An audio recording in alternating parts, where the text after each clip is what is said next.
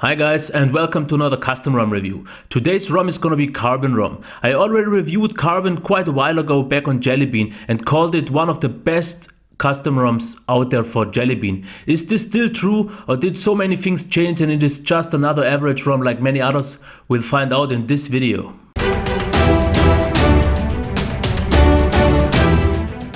Before I'm going to start talking about battery life and performance, I first want to start off this video and tell you something about the highlight features of this ROM. The first one worth mentioning would be Dark Carbon. As you can see, this is the normal theme, and you can just using the Dark Carbon turn everything into black, invert most of the apps, not all of them, but pretty much all of them. But you of course have also the themes engine. If you want to use that, you can use a bunch of themes. But since Dark Carbon, I don't really use that one. The next feature worth mentioning would be Pulse Notification Light, which gives you total control over all of your Pulse Notification Lights. You can just add any app that you want and then just go into it, change the pulse length and speed from always on to very long. You have various versions here, and then you have the speed, and you can see it already here in the preview. And so you can see what kind of notification you get before you even turn on your screen. In the sound options, we also get quiet hours, where you can set a specific time range where you don't want to be disturbed and set up which notifications you want to get and which you don't want to get between this time. If we go into the buttons menu, you will get keyboard cursor control, which allows you to move your cursor with the volume keys, and you also get playback control, which allows you to switch tracks forward and backward just with a long press on the volume buttons when your screen is off. You get Crt Animation, which gives you 5 options to turn off your device with the animation, as you can see here. You have Don't Show, Collapse Horizontal, Collapse Vertical, Orientation Dependent, and Scale Down, as you can see here. Those change every time. I don't use it, but it is nice. Then we also have list view animations, which allows you to set a different kind of animation while you are scrolling. As you can see here, this is the animation. I get asked about this a lot. So it is list view animations, it is there, and you also have the interpolator, which I don't using, by the way. In the lock screen options, you have 2 different choices you want to use. You can either use active display, known by the Moto X. I'm pretty much sure you know that, and I don't have to tell you this. And the next one you have is the 8 slider targets, which you can see here. It gives you the options to set up 8 apps, and it is also available as a see-through option, as you can see here. This means if you enable it, you can see through your lock screen. You can also set up the blur radius if you want to. Change the theme, you can change the color of the dots and the lock icon, even the handle. So this all is available. Then we also get lock screen notifications, which I really like. If you turn off your device and get a notification, you will get it here directly visible.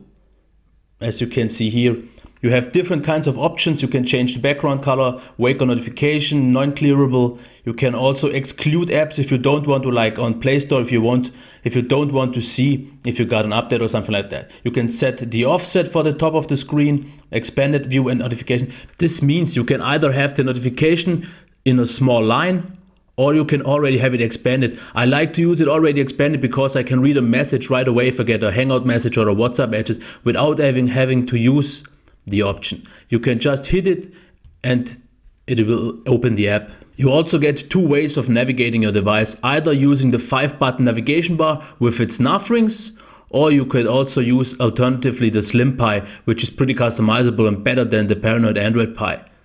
These 2 are available as a choice. You also get 2 options to use your quick settings. Either you use the quick access ribbon made by CyanogenMod, or you just use the fully customizable quick settings tiles, where you can change the number of the rows or fully customize the colors of all the tiles like you want it to, and even set it up. If you set them up, you have a bunch of different available options here, like tiles and layout, and all the other stuff like quick pull down and dynamic tiles and everything else. Okay, that's it for the features available. Let's talk about performance and battery life.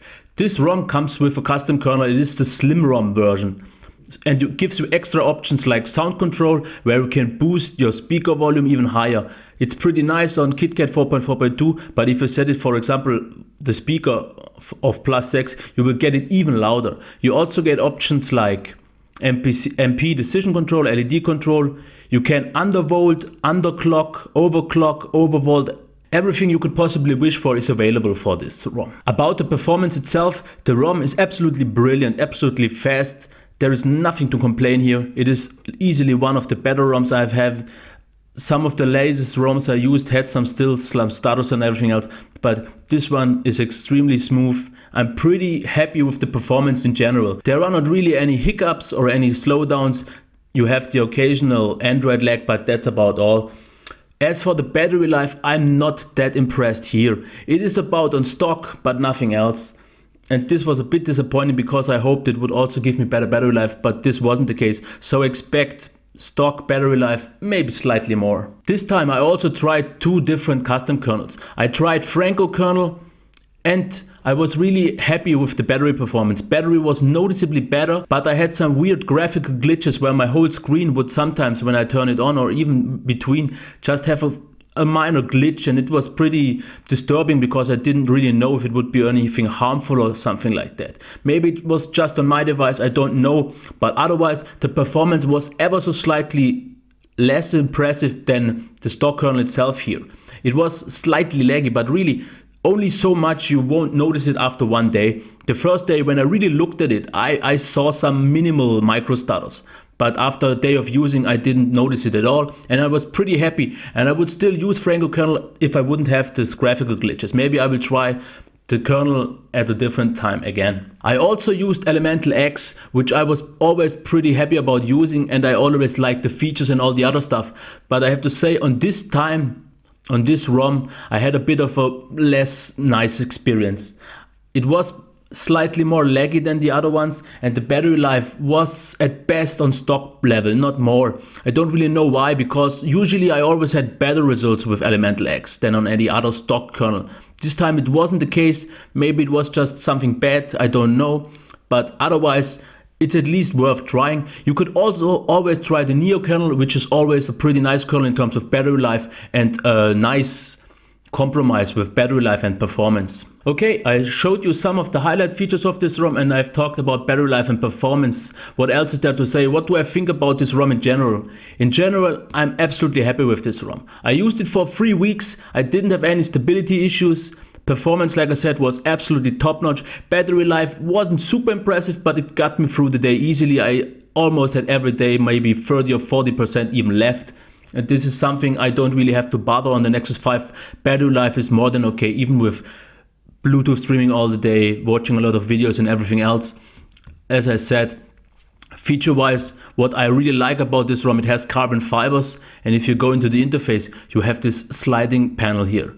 And this is a pretty nice difference from all the other ROMs. I really like the way they implemented all the features.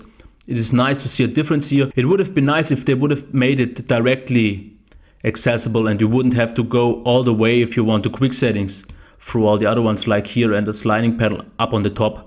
But otherwise, I like the presentation. I like the amount of features. It really has all the features I use in daily life. I don't really have to use Expose framework for a lot of things. I only have it for some minor things which just aren't available on custom ROMs anyways. But so far, performance-wise, absolutely happy. In terms of battery life, it is completely okay. I'm absolutely satisfied with it. Feature-wise, absolutely one of my preferred ROMs. It has everything I need. It is pretty nicely made, and one cool feeling about it supports a lot of different devices. Every possible device, the list of devices it supports is really huge, and the cool thing, especially on the Nexus 5, you get a nightly almost every night with performance improvements, new features and everything else. So in overall, highly recommended ROM. And about my initially asked questions, if it is the best ROM also on KitKat, I wouldn't go that far yet because there are a lot of highly performing and feature-proving ROMs for the KitKat available. But this one is definitely very up at the top. I'm really happy with it. I could use it as my daily driver without any issues if I wouldn't do custom ROMs anyway. But I'm absolutely happy. This ROM gets my highest recommendations. It is based on Cyanogen mod, and maybe it doesn't work with all the custom kernels, but it worked with Elemental X, it worked with Franco kernel, and I'm absolutely happy. Okay, that's it for the custom ROM review. If you like the review, please give me a thumbs up, reshare this video, and subscribe to my channel. Okay, until next time.